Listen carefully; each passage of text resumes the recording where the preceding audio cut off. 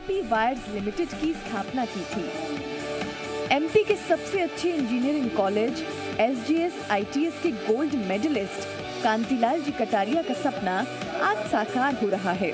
देश में DP wires limited एक जाना पहचाना नाम है, लेकिन 1971 में अपनी खुद की कंपनी शुरू करने में काफी चुनौतियां थीं।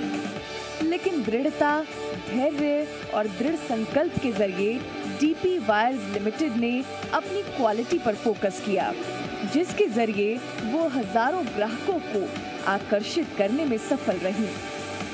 डीपी वायर्स लिमिटेड 2017 में नेशनल स्टॉक एक्सचेंज में लिस्ट हो गई थी। करीब 50 सालों के सफर में डीपी वायर्स ने अपने ग्राहकों के साथ साथ कई सरकारी एजेंसियों से पहचान और प्रशंसा हासिल की। हाई क्वालिटी के स्टील के तारों के साथ DP wires limited plastic product में भी प्रीमियम मैन्युफैक्चरर, सप्लायर और एक्सपोर्टर के रूप में पहचानी जाने वाली कंपनी है। प्रवीण कटारिया जी ने डीपी वायर्स की कमान संभाली और आज बुलंदियों तक पहुंचाने की कोशिश में लगे हुए हैं और डीपी वायर्स की तरफ से आज इस मंच पर अपनी बात रखेंगे अरविंद कटारिया जी, सीएफओ एंड होल्डिंग डायरेक्टर। बहुत स्वागत करिए उनका, तालियों के साथ स्वागत करिए, मंच पर अपना स्थान ग्रहण कीजिएगा। अनुभव से उनसे जानेंगे कि उद्योग जगत में किस तरीके से डीपी वायर्स एक बड़ा नाम बनता जा रहा है। जोरदार तालियों के साथ स्वागत कीजिए अरविंद कटारिया जी का। Arvind Kataria DP wires limited के सीएफओ हैं और होल्डिंग डायरेक्टर भी हैं, मंच पर पहुंच चुके हैं, इनसे बातचीत करेंगे। मध्य प्रदेश की बात में आज उद्योग की भी बात, क्योंकि रतलाम औद्योगिक शहर रहा है, यहाँ उद्योग में निवेश की अपार संभावनाएं हैं और यहाँ के जो उद्योगपति हैं वो किस तरीके से काम कर रहे हैं, ये अनुभव साझा करेंगे हमारे साथ में अरविंद कटारिया जी। अगले जो पैनलिस्ट हैं जॉइंट मैनेजिंग डायरेक्टर हैं मालवा ऑक्सीजन एंड इंडस्ट्रीज के संजय व्यास जी। संजय व्यास जी के बारे में यही कहा जाएगा कि लगातार ऑक्सीजन कैसे आपूर्ति की जाए, इस दिशा में ये कंपनी कैसे काम कर रही है, लोगों की सेवा के लिए भी और चिकित्सा क्षेत्र को एक संबल देने के लिए, ये एक झलक दिखाते हैं आपको। कोरोना की दूसरी लहर में ऑक्सीजन की मारामारी हम सभी ने देखी, लेकिन रतलाम की Malwa oxygen and industry gases ने कई जिंदगियों को काल की गाल में समाने से बचाया। धोलावाड डैम समेत कई प्रोजेक्ट के निर्माण में बतौर कॉन्ट्रैक्टर अपनी अहम भूमिका निभाने वाले प्रमोद व्यास ने 1984 में मालवा ऑक्सीजन की शुरुआत की थी। मालवा ऑक्सीजन एक ऐसी संस्था है जिसके साथ काम करके कई डीलर आज मध्य प्रदेश में बड़े सप्लायर बनकर उभरे हैं। कोरोना काल में मालवा ऑक्सीजन ने अपने मुनाफे को दरकिनार कर दोगुनी क्षमता के साथ ऑक्सीजन उपलब्धता को बनाए रखा, जिसमें प्रशासन ने भी भरपूर सहयोग किया। प्रमोद व्यास ने प्राकृतिक ऑक्सीजन के लिए अपने हाथों से एक खूबसूरत बगीचा भी तैयार किया। ऐसा रहता है कि आपको जब फीमेल का सवाल है जी ये बहुत अच्छी बात है। एक्चुअली ग्रोथ और एथिक्स में जो फर्क होता है, हम लोग यंग है, हम लोग ग्रोथ के ऊपर ज़्यादा परफॉर्म वो देते हैं, लेकिन जो हमारी फैमिली के मार्गदर्शक हैं, जो हमारे बड़े लोग हैं, सुरेंद्र जी पोरवाल साहब हैं, वीरेंद्र जी पोरवाल साहब हैं, इनका शुरू से रहा है कि अपने ईमानदारी पे, एथिक्स पे कोई कॉम्प्रोमाइज़ नहीं होना चाहिए। और everything is work by that. अपने प्रोफेशन में भी आप काफ़ी यंग है, 14 साल का एक्सपीरियंस है आपको इस इंडस्ट्री में, लेकिन 48 साल का सफ़र है इस परिवार का। जी।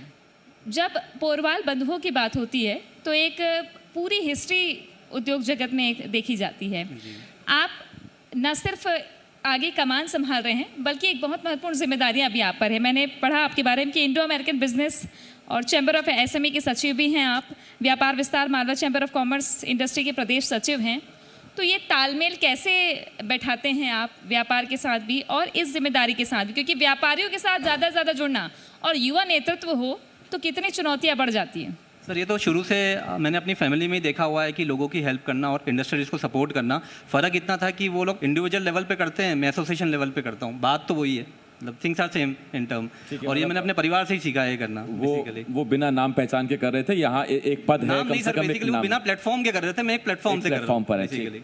और आप भी इस वक्त एक प्लेटफॉर्म पर हैं और उसके जरिए कि प्लेटफॉर्म हो या ना हो लोगों के लिए काम करते रहिए। मैं अरविंद ये कहना चाहूँगा कि जी। एज अ यंग एंटरप्रेन्योर बड़ा ही मुश्किल होता है कि जब ग्रोथ प्रॉफिट और आप एक्चुअली एथिक्स को कंपेयर करते हैं तो, क्योंकि अगर बिकॉज आप अगर देखें तो ऑब्वियसली एक मतलब मेरे घर से सही मायने में बताया गया कि उद्योगपति होने का मायना क्या होता है, what is an industrialist actually. और ये वाकई है कि देश में कंपटीशन प्रॉफिट को लेकर नहीं होना चाहिए, जो कंपटीशन है वो होना चाहिए एथिक्स को लेकर, और ये हर किसी के ध्यान में होने चाहिए। अरविंद जी, तो क्या आपके यहाँ भी एथिक्स मूल्य सिद्धांत हाँ वो बहुत इंपॉर्टेंट है, या प्रॉफिट को साथ में लेकर वो चला जाता है? क्या क्या सोच है उसके पीछे? साथ में ही लेना पड़ेंगे, नहीं तो रन कैसे कर पाएंगे। उसी हिसाब से दोनों को साथ में लेके ही चलते हैं, कस्टमर को देख के।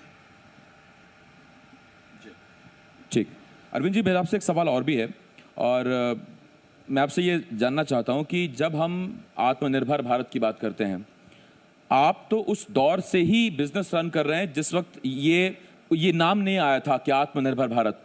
आप तीनों उसी दौर से बिजनेस कर रहे हैं, आपकी फैमिली बिजनेस कर रही हैं, तो आप आज के युवा को क्या संदेश देंगे कि वो अभी भी वही यूपीएससी, वो कुछ ही लोग निकलते हैं, तैयारी हज़ारों करते हैं, वो वही एमपीपीएससी, वो रेलवेज़, वो उसकी तैयारी करते रहें, जबकि उनके मन में शानदार आइडियाज़ होते हैं।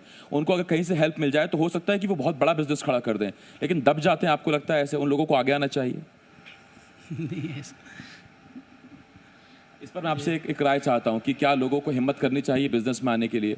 हमारा तो क्या एक्चुअली फैमिली बिजनेस है, तो उसका सपोर्ट बहुत रहता है, तो एक्चुअली फैमिली बिजनेस की वजह से सपोर्ट ज़्यादा होता है जी। और जाहिर तौर पर जब ये संकेत आप बोलिए आपकी सर, तरफ प्लीज। से जाता है। अरविंद जी आप कंटिन्यू। मैं आपको एक किस्सा बता रहा हूँ। 2015 में जब अपने प्राइम मिनिस्टर साहब मोदी साहब आए थे, तो उन्होंने लाल किले पे पहले 15 अगस्त को पहला जो था उसमें बोला था, उन्होंने आपने ध्यान दिया होगा, तो एक चीज़ बोली थी कि जो लोग एक्सपोर्टर हैं वो इतना ख्याल रखें कि उनका मटेरियल वापस रिजेक्ट होके नहीं आए, और दूसरा ये कि जो हिंदुस्तान में इंपोर्ट होके आ रहा है उस मटेरियल को हिंदुस्तान के अंदर कौन बना सकता है, यदि आप बना सकते हैं तो उसको टारगेट करें और उसको बनाएं। ये 2015 की बात है।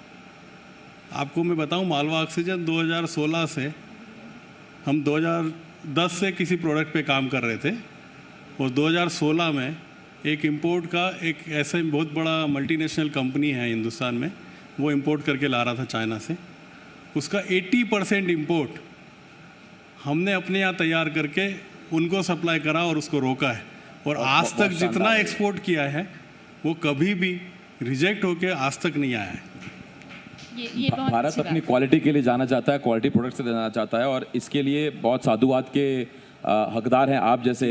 हाँ वरुण जी बोले। इनकी बात को आगे लेकर ये कह के मतलब बोलूँगा कि हमारी इंडस्ट्री ने भी, आप अगर कोई भी इंडस्ट्री को सेटअप करने की कॉस्ट होती है, क्योंकि सर जो कोई भी यंग आदमी आता है या कोई भी नया आदमी इंडस्ट्री सेटअप करने के लिए आता है, सबसे बड़ा प्रॉब्लम उसके साथ में ये होता है कॉस्ट का, इंडस्ट्री को सेटअप करने के लिए। तो हमारे परिवार ने सर ऑलमोस्ट आप मान के चलिए कि कोई भी इंडस्ट्री सेटअप करने की कॉस्ट को 50% से भी कम कर देते, अपनी टेक्नोलॉजी यूज़ करके और सब चीज़ों को ला करके कहीं ना कहीं से फ़ायदा करा करके, ताकि जो नया इंडस्ट्रियलिस्ट है उसकी कॉस्ट कम हो जाए, ताकि वो अब कोई भी चीज़ को करने में हिम्मत कर पाए जी। और ऐसे ही कुछ पहल डीपी वायर्स भी कर रहा है। मैं आपसे जानना चाहूँगी अरविंद जी, आपकी कंपनी में कितने लोग काम करते हैं, और कोविड का दौर चला, कोरोना का दौर, उसके बाद कैसे आपने जागरूक किया लोगों को काम करने के लिए कंपनी में? हमारे यहाँ करीब 250 वर्कर हैं, 250, और कोविड में भी हम लोगों ने रन किया है।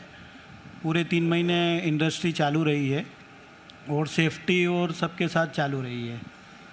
अब तक के अगर अनुभव में जानना चाहूँ तो किस तरीके का कंट्रीब्यूशन रहा है आपका? अभी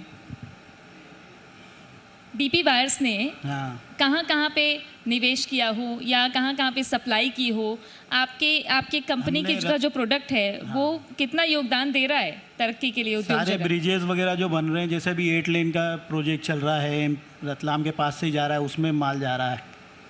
सारे नेशनल हाईवे, स्टेट हाईवे, सबके अप्रूवल्स हैं, सब में माल जा रहा है हमारा। कंपटीशन कितना है मार्केट में? कंपटीशन भी है, तो टाटा आप- है, उषा है, जी। सब दो। आप क्यों अलग समझते हैं अपने आप को कि हम अलग है, डीपी वायर्स ही बेस्ट क्वालिटी का है? क्वालिटी भी है और प्राइस भी है और रिलेशनशिप भी है, तीनों जो है वो हमारी कस्टमर के साथ अलग तरह की होती है, तो उस हिसाब से हम अलग से ही रहते हैं डीपी वायर्स के। ठीक, अरविंद जी लौटेंगे आपके पास। संजय जी आपके पास आ रहा हूँ और आपसे एक सवाल सर, ये कितना कैसे आप बैलेंस करते हैं कि क्वालिटी के लिए रॉ मटेरियल और टेक्नोलॉजी किस हद तक इस्तेमाल करनी है, प्रॉफिट कितना रखना है, मार्केट में कंपटीशन कितना है, जो राइवल है उससे बेस्ट होने के लिए और कितना इसमें एफर्ट लगाना है, ये सब कैसे तय होता है? और ख़ास तौर पर तब जबकि बहुत बड़ा मार्केट चाइनीज़ प्रोडक्ट से भरा पड़ा है और वो क्वालिटी का बिल्कुल ख्याल नहीं रखते, उनका सिर्फ एक है कि आप चीप लीजिए और सस्ता लीजिए।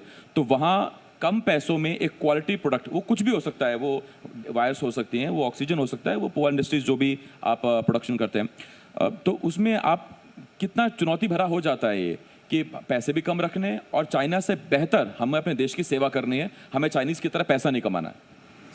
सर आज के ज़माने में सब कुछ ग्लोबलाइजेशन हो गया है पूरा, तो आप जो क्वालिटी की बात कर रहे हैं ना, पहले प्रोडक्ट क्वालिटी, रिलेशन और सर्विस, ये सब चीज़ें का कॉमन करके आपका प्रोडक्ट मार्केट में आता है।